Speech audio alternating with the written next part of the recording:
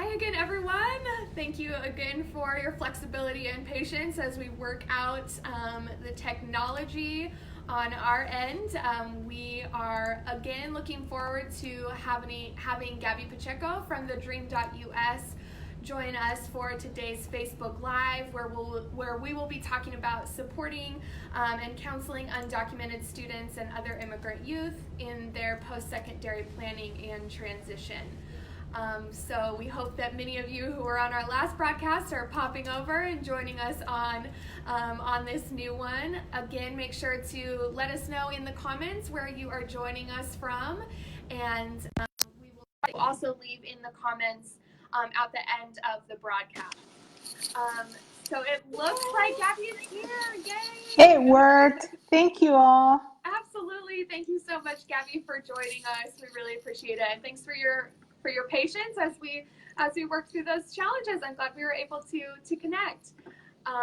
So Gabby, I was sure to introduce you on the last little session, but want to make sure for any folks who weren't able to join us in our first attempt at the broadcast to have the opportunity to introduce you. So if you want to go ahead, Gabby, and introduce yourself and maybe share a little bit about how your career in immigration advocacy began and sort of what led you to the work you do at the Dream.us. Sure, definitely. Can you hear me? We can hear you. Loud and clear. That's Loud wonderful. and clear. Yeah. So it's such a privilege to be here today with all of you. You are all my favorite people in the whole wide world. I went to school to be an educator, and I know that without the caring people across this nation who are guiding and supporting our children, we wouldn't be here today. So thank you for the work that you all do. And I love seeing that there's people coming from Illinois and DC and Pennsylvania. Thank you for joining. Like Julie said, my name is Gabby Pacheco, and I work with the Dream.us, is the nation's largest scholarship program for immigrant youth who have DACA, TPS, who are undocumented. And I'm going to share a little bit more at the end of this, the work that we're doing and how we're expanding our program. But I am from Miami, Florida. Where are my Florida people? There we go, Florida Southern College in Lakeland.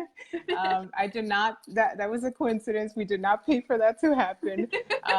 But I came to the United States when I was 8 years old, and I came from Ecuador. And I love school, and in 8th grade, I learned that because my sisters were undocumented, my older sister tried to go to the local community college and enroll to study nursing. She came home crying, saying, they told me I didn't have the right kind of papers. So that spurred me into working really, really hard to try to prove myself to anyone that would listen to me that I deserved a chance to go to college. So I worked really, really hard in high school. And I remember the day that we were getting close to the letter P. My last name is Pacheco. And they were calling one by one the students to go meet with their college counselor. And my college counselor really loved me and really cared about me. We're still good friends. But when she sat me down and I shared with her my story and I told her that I didn't have papers, she told me that I shouldn't apply to go to college anywhere, that I could put my family in a bad predicament and that I can get them deported if I put my information out there. So just to forget about the idea of going to college, that I just needed to go to work. And that was the most hurtful thing I could have heard, right? And I know, till this day, I see her and I hug her because she was so well-meaning with her statement and she wanted to help me and protect me. But unfortunately, the advice that she gave me was incorrect. I could have gone to college. Possibilities were out there, even though it was early on. People didn't really talk about the DREAM Act. People didn't know what dreamers were or immigrant youth, right? It was early on. So that spurred me into wanting to get into action and fight so that young people like myself who wanted to go to college could have access. I did get to go to college. Like I said, I went to school to be an educator. I have my degree in education. And I made a promise to myself to make it my mission to help other young people like myself be able to go to college. And so now I get to do that at the Dream.us. We've been able to help over 5,000 students get the scholarship and go to college. But more importantly, I use my voice to talk about this issue, to show people that, you know, we're not aliens, right? That we're human beings who have so much to give, that we consider the United States our home. Like I said, I've been here since I was 8 years old, over 26 years now. And all we want to do is be given a chance, an opportunity to belong and be part of this nation and give back. We're so motivated and have so many talents that we want to give. So that's now what I get to do every day. Thank you so much, Gabby, for sharing that story. And yeah, that story of students just not being sure what their options are, and sometimes even counselors not being sure of what those students' options are, is a story we hear far too often. So we're really excited to be able to dispel some of those myths and share some resources for supporting undocumented students and other immigrant youth in today's lives. So thank you so much, Gabby. Just as a reminder to those of you who are joining us, let us know where you're joining us from, and be sure to leave your questions in the comments. We will get to those at the end of the broadcast. So, Gabby, as we've already sort of alluded to, there are a lot of misconceptions and confusion surrounding immigrant youth, including a variety of different terms that, while unique, are often used interchangeably. Can you help us understand who undocumented students and other immigrant youth are, and maybe any aspects of their varying experiences and identities that might be important for our viewers and other members to know and understand? Sure. So I think the best way to go about this is, I think about these as myths, right? So one of the myths that I hear a lot is, all, you know, undocumented people came to the United States and snuck through the border, right? And so reality is that that's not necessarily true. As a matter of fact, more and more people are coming to the United States through a visa, usually a tourist visa or some sort of other visa, that once they're here, they realize that they want to stay here. Many children like myself came with my family with a tourist visa. My parents started a process, and that process fell through more or less when I was already in middle school. So, you know, there's in the who are undocumented or immigrant youth, there is a lot of different statuses. And so right now, it's about 60% of the people who don't have some sort of legal status came through the border. The other 40% came with the visa. And that takes us to the next myth.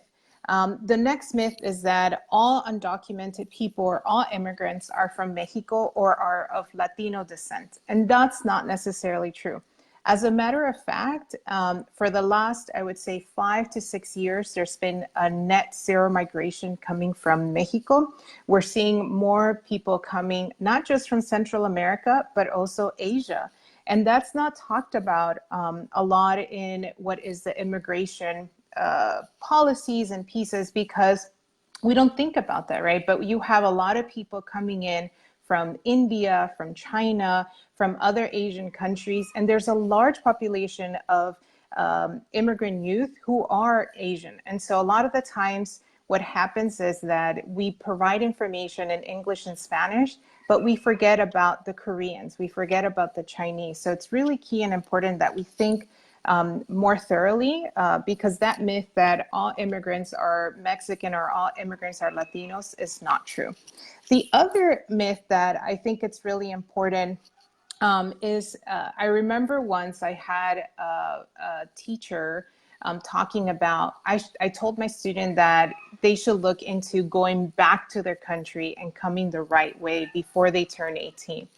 And I thought, oh my gosh, no, like we cannot do those things. I am not an immigration attorney, and she was definitely not an immigration attorney. We should not be giving legal advice to the students if we do not know, especially because she was convoluting some of the laws. So yes, there is a law that says if you came to the United States and you've been here for a period of time, you get hit with what is called the 3 and 10-year law. So if you turn 18, that clock starts turning, because when you're a child, there's no way for you to say, I came here or not, right? So it's really key and important that we don't give that legal advice, and that we don't tell people, right? Go back to your country, and you'll be able to come back. There are many things that can go wrong, and it's really key and important that people understand that they have to talk to an attorney. The last 2 myths is that all immigrant youth are undocumented, and that's not necessarily true. There is an array of different immigration statuses, like I said before. There is, you've probably heard this, DACA. There is people, and that's the Deferred Action for Childhood Arrivals program, a program that started in 2012, and we'll talk a little bit more deep into that in a little bit. But there's also TPS, Temporary Protective Status. There's students that have U visas. Their family or they have been victims of a crime. There are students who are in the process of seeking asylum, and so that process takes a long time. So does the U visa. So it's really important not to box in all these students into one status, because as a matter of fact, there's an alphabet soup for different immigration statuses that a student can be. And then there's immigrant students that were born in this country, but their parents might be undocumented, or their parents might be farm workers. So it's really key and important that, again, we understand and that we use the language interchangeably. We like to use immigrant youth. We like to use sometimes dreamers. We like to use undocumented, DACA, TPS. So we interchange it because sometimes these students don't even understand it. No, when I was young, I used to say I was sin papeles, or without papers, to be able to understand it. And the last one is that there are many resources available for immigrant youth. And a lot of the times we think that because they're undocumented, and especially today, right, when we're hearing about immigration in not such a positive way, right? From the national leadership, where we hear so many things that are happening.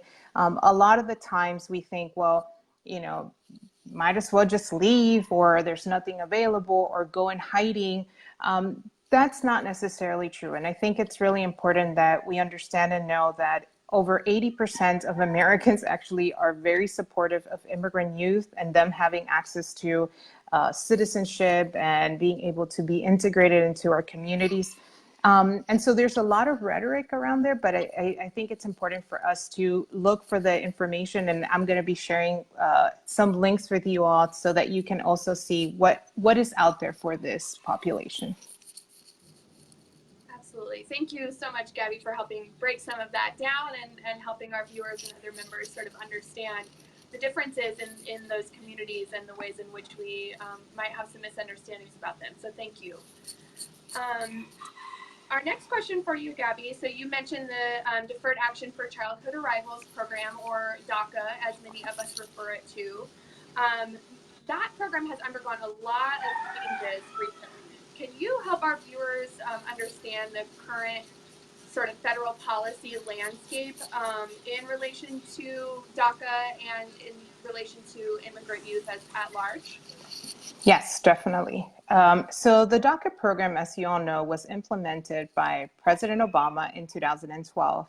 And it was a stopgap measure to be able to help young people who had been in the country and were getting caught in deportations and didn't have access, right, to be able to fulfill themselves, because at the time the DREAM Act had been voted on several times, had passed in the Senate, had passed in the House, but never concurrently in both. And so 2 years after the DREAM Act failed in the Senate in 2010, the president, with the support of the community, many of the members and many people that are watching, pushed the president to implement this program. And the DACA program was implemented to allow young people to get a deferral of deportation for 2 years and get a work authorization card. That work authorization card allowed these students to get a social security number, which, as some of you know, is very key and important in order to, for example, at one time, taking the SATs. The number is asked in many, many places. And also it allowed for young people to be able to get driver's licenses. So the DACA program was extremely beneficial, a complete success. Close to 1 million people applied for it. And that allowed for a lot of young people to be able to work, to go back to college. The 16-year-olds who were taking driver's ed classes to be able to get those learner permits and be able to live their lives a little bit more freely. Unfortunately, in September of 2017, the DACA program was terminated. And President Trump allowed for young people for 1 month for them to be able to renew if they had to renew, and did not allow anyone else to apply for the program. There was 3 injunctions that kept the program alive. And in November 12th, there's going to be a hearing, and the Supreme Court is going to hear this case, and they're going to decide the fate of the DACA program. More than likely, what is going to happen is that the DACA program is going to end, because there's no doubt that the president has the power to end the program the same way President Obama had the power to start the program. It is how he went about closing the program or ending the program that is in question. And so we'll see something sometime in the spring of 2020, a decision. Currently, right now, we're asking everyone to help us get the word out to all the people that have DACA to renew and to submit their renewals on time. If they have their DACA, it's about to expire within 6 months, you should be submitting your DACA.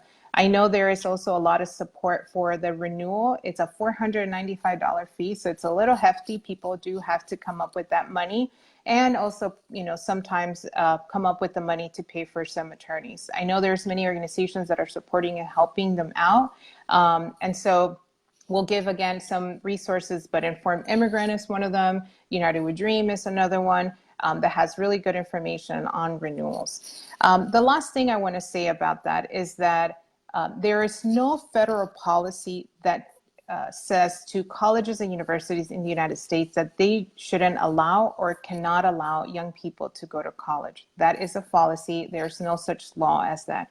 What the law says is that they're not allowed to get federal grants. So anything that deals with FAFSA, loan programs, work-study programs that come from the federal government, that's what's not allowed. So young people, as we all know, Plyler v. Doe says that they have the right, it's the law that immigrant student who is undocumented in the country has the right to get a K-12 education. It is always a question about higher ed, but higher ed is acceptable. And one of the things that is great and that has happened despite the fact that we don't have a federal policy like the DREAM Act or some other legislation is that many states that have taken upon themselves to pass in-state tuition legislation that allows these students to be able to pay the in-state rate. Yeah, absolutely. And we've been excited to see some of the those developments in state policies. And in fact, just in recent legislative sessions that many states held, there were a few states who sort of joined their fellow states throughout the country who allow undocumented students to maybe receive in-state tuition prices, receive state financial aid, those sorts of things. So can you provide sort of an update, Gabby, on where states lie in regards to their policies surrounding undocumented students and other immigrant youth post-secondary education access and financial aid? Sure, definitely. And once again, I cannot underscore or stress less the importance of educators in this fight. The fight for access to higher education has never been about immigration, but rather having access to education. And so when you look at the history of the DREAM Act came out of an idea in the state of Utah.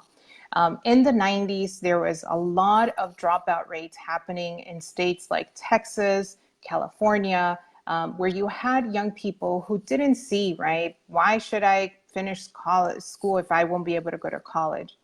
And there was a student, there was actually two students who had graduated, one as a valedictorian and another one as, high ranking in their class.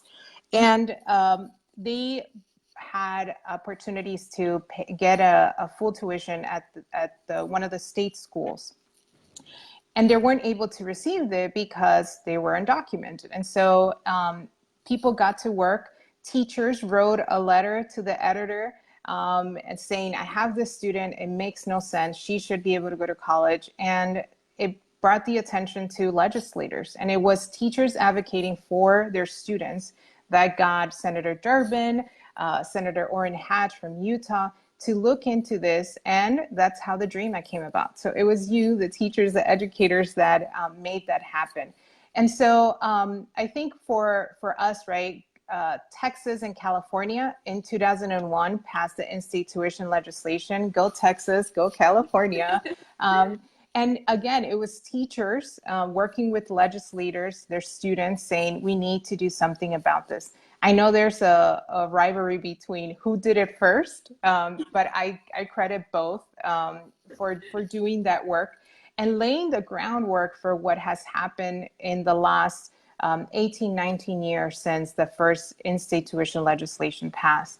There are over now 20 states that have laws. There are some states that haven't passed a law, but each institution decides on their own. And the Board of Regents, for example, in Kentucky, has decided that they are going to allow undocumented students to pay in-state tuition.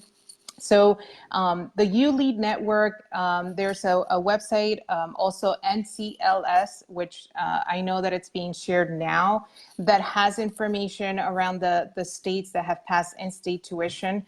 And the great thing that has happened in the last couple of years is that more and more of these states are not just passing in-state tuition laws that allow these students to pay the in-state rate, which also, makes it completely, it makes it much better and easier, right, to be able to go to college, especially if you're undocumented, if your parents are undocumented, if you're under-resourced, right, paying out-of-state tuition is nearly impossible for a lot of these students, or sometimes they categorize them as international students, a big no-no. But for these students, right, now what we're seeing is more and more states passing state aid. So California has had state aid, Texas has had state aid, but Washington State also has state aid, Colorado, New York is the latest one to pass state aid, New Jersey. So now there are about, I would say, 6 to 10 states that have the state aid, which has been extremely crucial in order to help many of these young people, meet the gap or close the gap for their tuition and fees. And we're seeing more states like Arkansas passing in-state tuition. The state of Florida passed their in-state tuition legislation in 2014. And South Carolina also has had an in-state tuition legislation that actually passed committee. Like Texas, South Carolina has their legislatures every 2 years. So we're going to see it again in September, being debated. And so if you are in South Carolina, we're going to need your help and support to use your voice to say this is something that, as an educator, we think it's really key and important, as college counselors, being able to tell our students you can go to college and get in-state tuition is key. So yeah, more and more states are passing, even though unfortunately our federal government has been on a standstill. They haven't been able to pass any legislation, but our states are awake and working really hard for students to be able to get in-state tuition and state aid. Absolutely. Thank you so much for that really helpful overview, Gabby. And as Gabby mentioned, in the comments, there are a couple links to additional resources that may be helpful to share with your colleagues and other folks in your school settings to help them understand the different policies that affect these students. So again, thank you, Gabby. As I mentioned earlier, advocating for undocumented students is one of NACAC's primary policy priorities. And I love that testament that you shared, Gabby, to really the power of our voices in advocating for these students. I know that this particular policy priority is of utmost importance to our members, and this is certainly one of our policy priorities that we see our members get most impassioned about. And so again, being shared in the comments are some resources for our members to review more about our policy priorities related to undocumented students. And there's also an excellent opportunity to have your voice heard by notifying your senators, encouraging your senators to support Dreamers, to support undocumented students and other immigrant youth by passing the DREAM Act, which has been, again, as Gabby mentioned, has been introduced for years in the Senate, but has not quite seen it pass both in the Senate and the House in the same legislative session. So we were excited to see H.R. 6, the American Dream and Promise Act, pass in the House of Representatives earlier this Congress, and are anxious for the Senate to follow suit and support undocumented students and other immigrant youth by passing the DREAM Act. So again, really encourage you all, for those of you who are watching, to fill out that action alert. Encourage your colleagues, friends, family members, strangers to also do that. It will take you literally 30 seconds. You fill in your name and contact information, and a message will automatically be sent to your senators. So we really encourage you all to do that. How else, Gabby, can our members and other educators advocate for undocumented students and other immigrant youth? So it's really important, as you mentioned, for people to use their voice. And a lot of the times, what I've seen has been really impactful is educators writing letters to the editors, not just in your major newspapers, but also your local newspapers, as well as talking about it in your schools, right? If the school has a newspaper. It's important because a lot of the times it's not just about influencing our legislators, but also empowering our students. And it was, for me, a high school teacher that kept on telling me, your college material, you are going to have to figure it out. Just do something about that, right?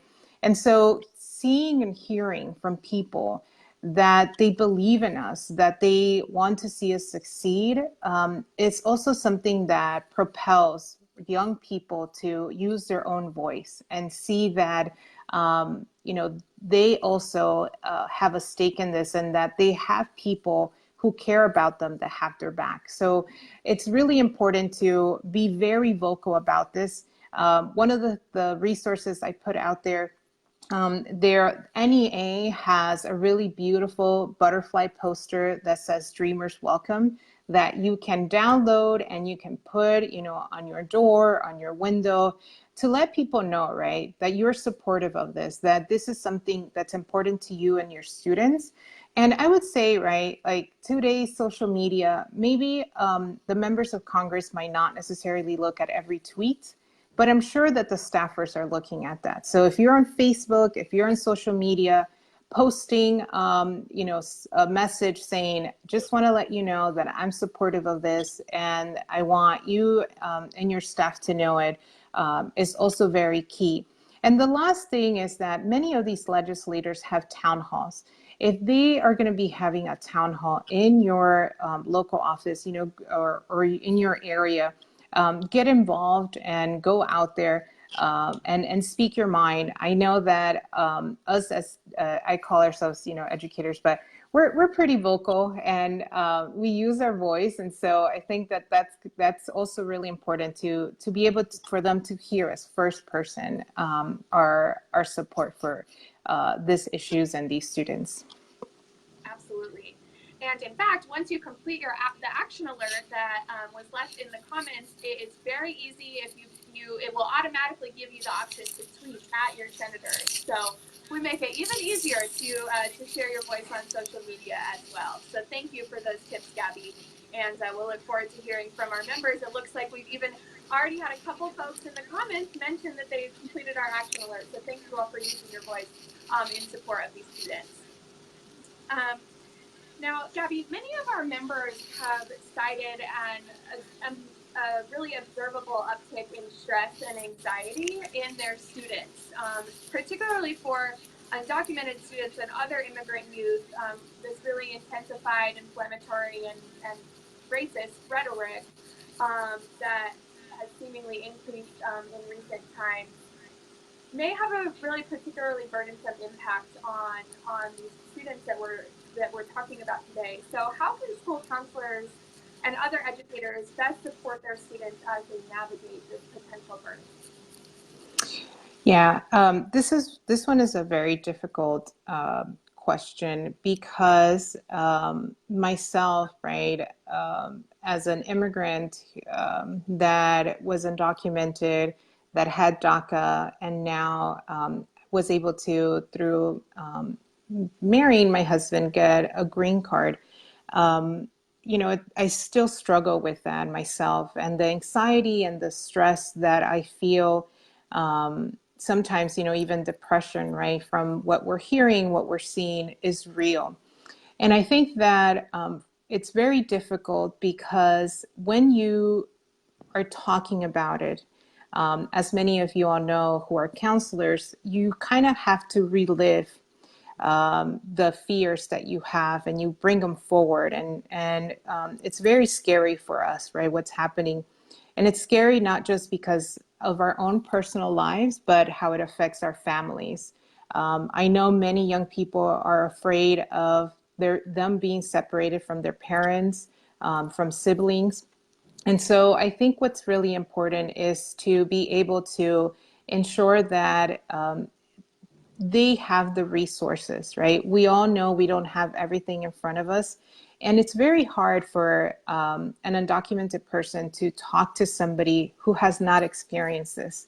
And so knowing and understanding that you don't know it all, right? That you're there more, if anything, to listen, to provide resources. There are very good guides that have been created by well-known, not just activists, but also professionals in the field, psychotherapists, and I provide some of those there.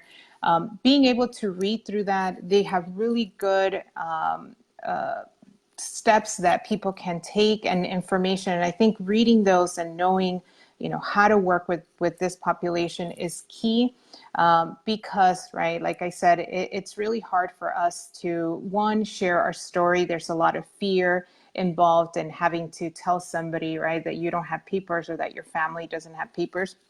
But more importantly, right, it's hard to connect and say, well, when I see a police officer, I'm afraid, right? And people are like, wait, what do you mean? Like, they're there to protect you. And in our minds, it's like, no, a police officer to us means, potentially being arrested, turned over to ICE and being separated from our families. Sharing our stories, right? Though there's been so many courageous young people that have done that, it's not something that everyone wants to do or everyone is able to do. So being patient and not wanting to ask too many questions, or I've seen many, like I said, caring people just, saying things like, oh, you're undocumented, or, just putting people out there might not necessarily be the best thing, right? And so I think just taking a guide from the individual and being there to listen, to support, and then also give resources. And this is one of the things that I think it's really important, right? In every single one of our communities, we have organizations that are doing amazing work with undocumented youth and immigrant youth. Knowing who those organizations in your community are, building those relationships with them, it's going to be really key. And working in partnerships, I think it's one of the things that has worked really well. There is the Hope Center for immigrants who are there in DC.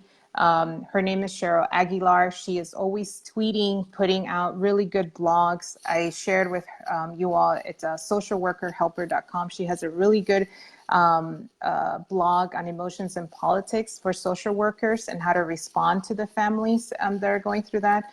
Colorín Colorado has amazing resources, and there's a whole entire guide for teachers and educators that you can go through it. So the information is out there. People are out there. Reach out. I'm here to support, connect, do whatever it is that we can. And I'm really happy and just feel so proud to partner with NCAC and NACAC and Julie and everyone who did this today, because we need to work with each other, and I think that is going to show our strength in our community, being able to support each other. I don't know it all. I'm not a mental health professional, but I know a few, and I know where to get some of those resources. Yeah, thank you for those resources, Gabby, and for sharing your story and that reminder that these issues are oftentimes not only having an impact on our students, but also on our colleagues. And that's a very important reminder to continue to affirm and value not only our students, but our colleagues who are affected by these challenges. So thank you so much for that. Yeah. So now on to some good news.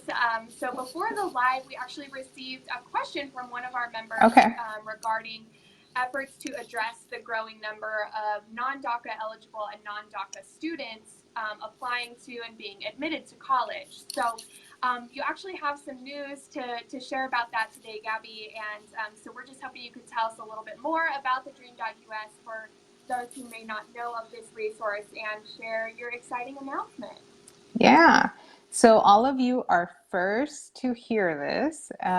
We have been working really hard on pushing forward on our mission. And every year, the Dream.us reviews the eligibility criteria to ensure that we are pushing forward on that mission to support immigrant youth to have access to higher education. And 2 years ago, we changed our criteria to allow young people who will have been eligible for the DACA program if it weren't for it ending. So 2 years ago, anyone that had DACA, TPS, or were DACA eligible were eligible to apply for a scholarship. Today, we are announcing that anyone who meets a different immigration criteria, a young person who is undocumented but came to the United States 5 years ago, so in 2014, can also apply to the Dream.us. And that is great news, because we know many of you all have reached out to us and have said, we have young people who did not come before 2007. They came, a few years ago or a few years after 2007. They have gone through our entire, they came when they were 8. If they came when they were 8, like I did, that is still 10 years ago, and that would have not met the 2007 DACA date. So again, anyone who the eligibility criteria who came before November 1, 2014, and also meets our other criteria, right? Must have come to the United States before the age of 16. You've lived continuously in the US.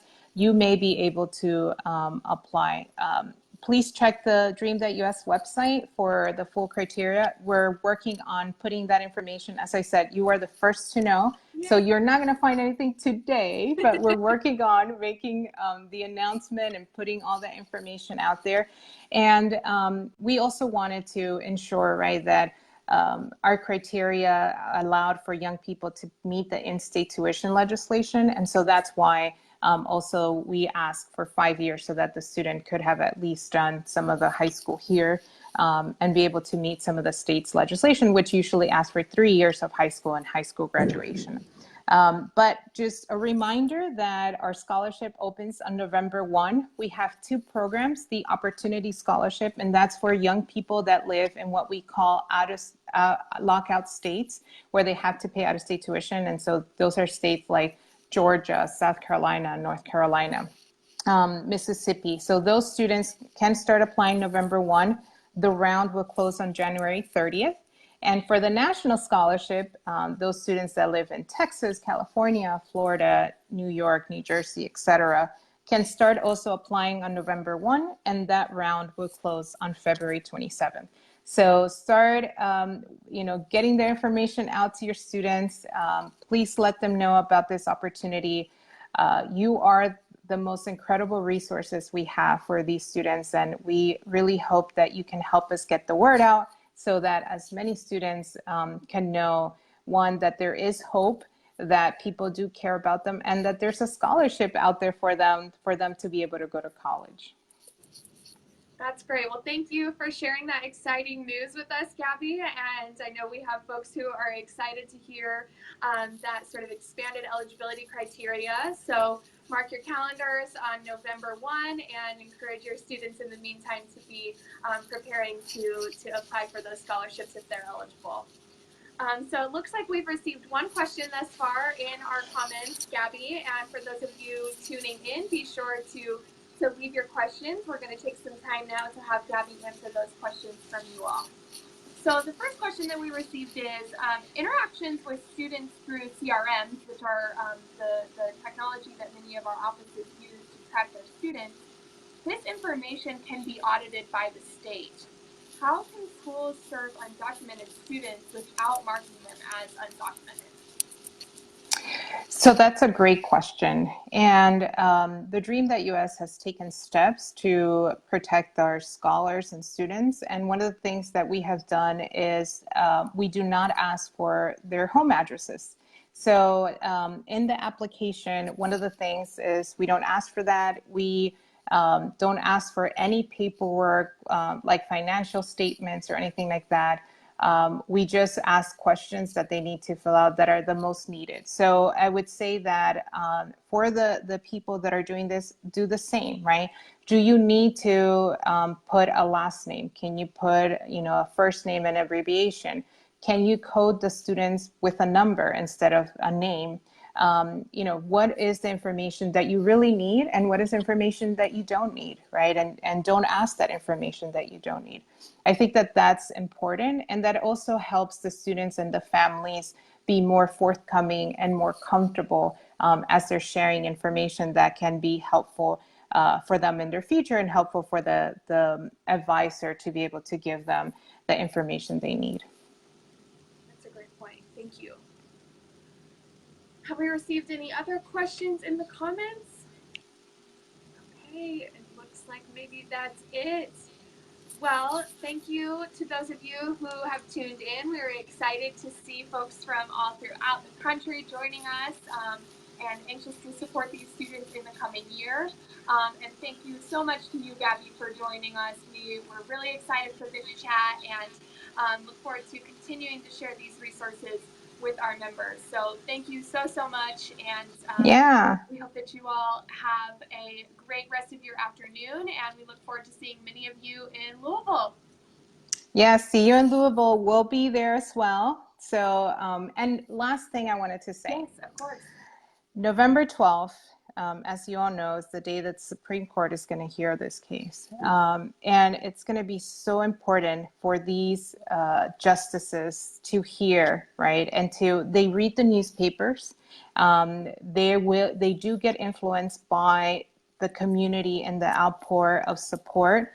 And so if you are in the DMV area, if you're in DC on November 12th and can be outside of the Supreme Court supporting the documented students and the people that have DACA, please go out there. If you cannot be there, make sure that you're plugging in.